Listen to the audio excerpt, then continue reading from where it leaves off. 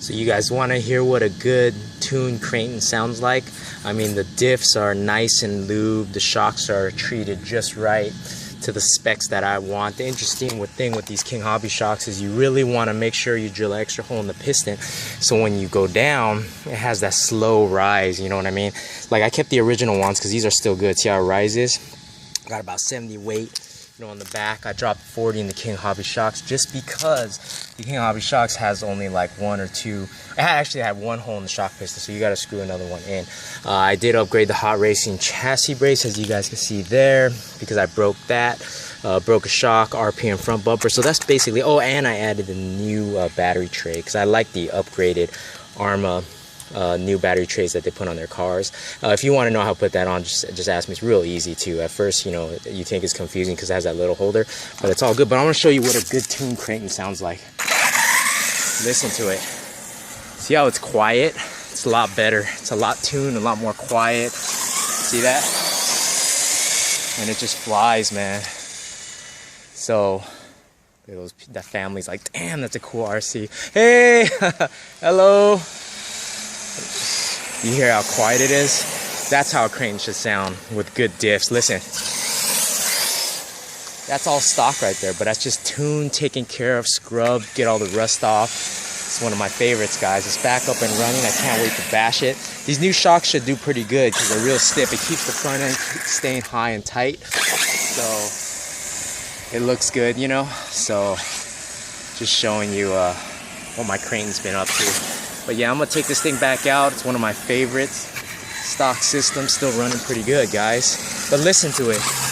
You hear it? You can even drive slow like this. Yeah, and it's not loud. You know, normally it's like clunky and loud, but it sounds absolutely amazing now. Watch it run over that weed. Damn. Hear that? That's a quiet, nice sounding mean Kraton. See that? And I like how it stays hot. Now these shocks in the front, it ain't gonna bottom out, it ain't gonna break anymore, because I did upgrade that. But I'm leaving the back ones on because I like how the original back shocks performed. But it's looking good, guys. Yeah, I think it's ready to go. Nice and clean. I like that little shine right there on the chrome. Still got a little rust on my screws, but they're doable, they work. But listen to that.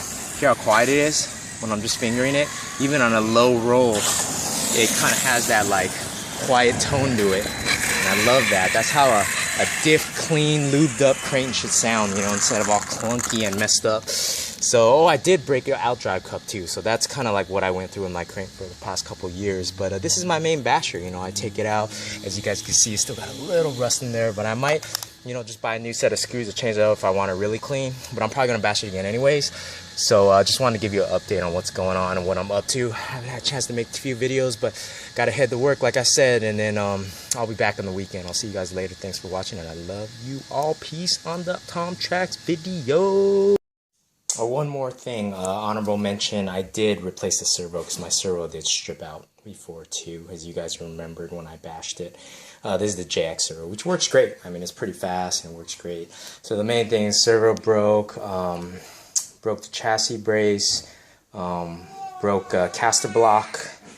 What else did I break? And I just didn't like the battery tray on the old one. These battery trays are legit though. Now when I jump in and flip it, it basically doesn't, the batteries never fly out. They used to always fly out like crazy. So there's, yeah, see, there's a little rust. So I'm thinking of maybe just buying a new screw set or just cleaning them off with vinegar again. I don't know how they got rusty again. I guess that rainy day. But anyways, the system's held up. The diff's running 500K in it. And like I told you about the shocks, but that's about it for my Kraton, guys. It's still running good. It's my main basher, and yeah, real quick, just I forgot to mention that and what else broke.